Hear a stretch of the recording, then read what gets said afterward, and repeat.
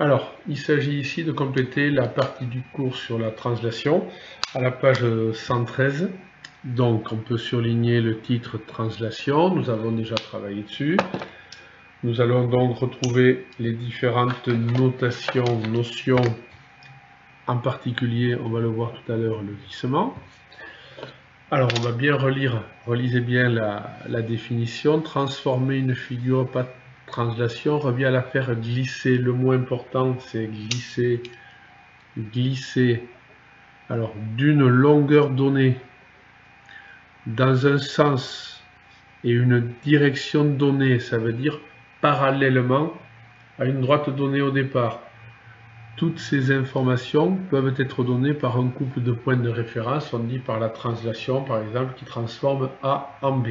Alors, c'est important, mais surtout ce qu'il faut se rappeler, c'est ça, hein, la translation, c'est faire glisser. Donc, si par exemple on dit que F2 est l'image de F1 par la translation qui transforme A en B. Alors, cela veut donc dire que par exemple ici, si on imagine le téléphérique, rappelez-vous, le téléphérique d'arrivée c'est F2, le téléphérique de départ c'est F1, et donc la translation qui transforme A en B veut dire que tous les points du téléphérique ont donc glissé comme pour aller de A en B. Donc on pourrait dire que si ici le point qui est là s'appelle M, alors son image M' par cette même translation, M' est l'image de M par la translation qui transforme A en B. F2, le téléphérique 2, est l'image du téléphérique 1 par cette même translation. Idem ici, si l'on a ici un point P, son image par cette même translation serait donc P'. Alors, ce qu'il faut bien voir, c'est ça. Donc, l'image d'une figure ou l'image d'un point par la translation qui transforme A en B. C'est ce qu'il faut bien retenir. Alors, de toute façon, ce qu'on peut voir ici, c'est qu'on peut deviner entre ces deux figures comme un glissement. De la figure 1 à la figure 2, on va tracer a priori l'image de ce point sera celui-là. Donc ça veut dire que le point initial a glissé comme ça. On peut le tracer. Hein. Ce point-là a pour image celui-là. Et on va bien pouvoir constater que tous les points de la figure, si je trace aussi le dernier, la pointe qui est ici aussi, montrez bien la flèche, le sens de déplacement.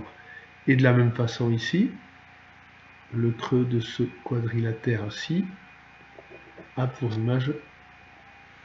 Et on peut constater que encore 2 est l'image de 1 par la translation qui transforme A en B. Tous les points de la figure ont glissé comme pour aller de A à B, parallèlement à AB, de la même longueur et dans le même sens. Alors, nous allons observer maintenant l'exemple 1, qui est ici. Alors, vous devez tout voir. Oui, ça marche. Alors, dans l'exemple 1, dans quel cas le triangle foncé est-il l'image du triangle clair par une translation? Alors, on va observer déjà sur la figure qui est ici. Alors, le triangle foncé, pour moi, c'est le bleu, ici. Donc, il faut imaginer un glissement. Il n'y a qu'un cas où il y a un glissement. Le premier, a priori, c'est une symétrie axiale. On plie autour d'une droite. Là, c'est un demi-tour, c'est une symétrie centrale. Là, il semblerait qu'il y ait encore une symétrie axiale, peut-être. D'accord, il faut vérifier. Et là, c'est une notion qu'on n'a pas vue, c'est une rotation. Et le seul cas de figure, pardon, où il y a une translation, c'est le cas 3 qui est là. C'est la figure 3, c'est donc la 3. Et on peut vérifier, si on trace, comme on l'a fait tout à l'heure, que chacun des points du vert vers le bleu est transformé en faisant glisser.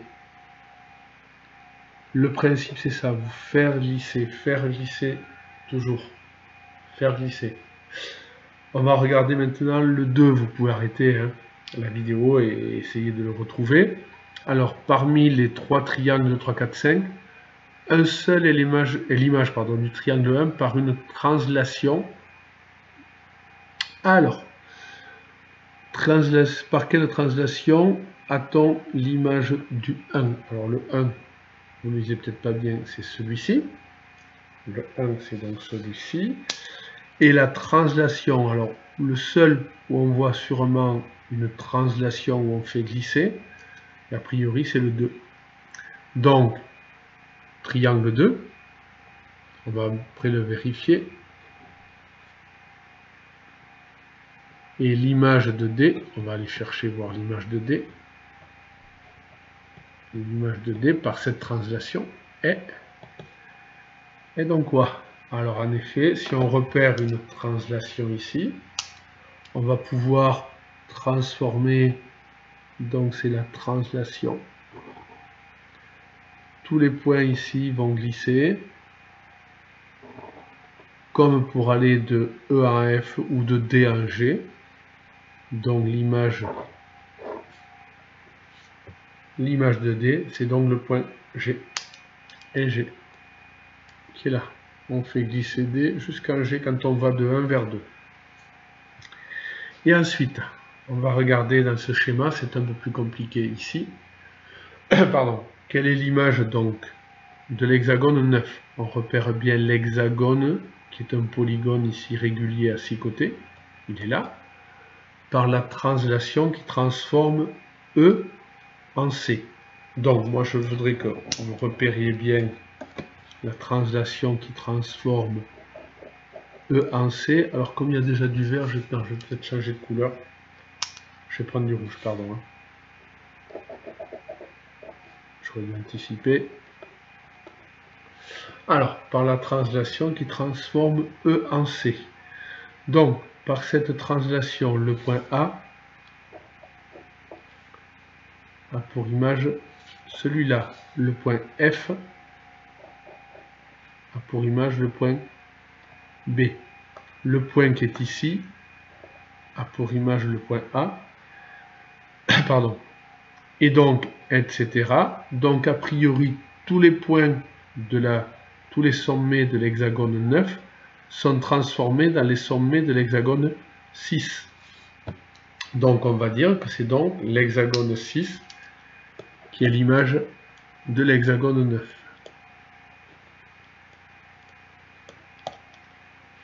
Voilà, alors on va aller compléter le paragraphe 2 tout de suite après. À tout de suite.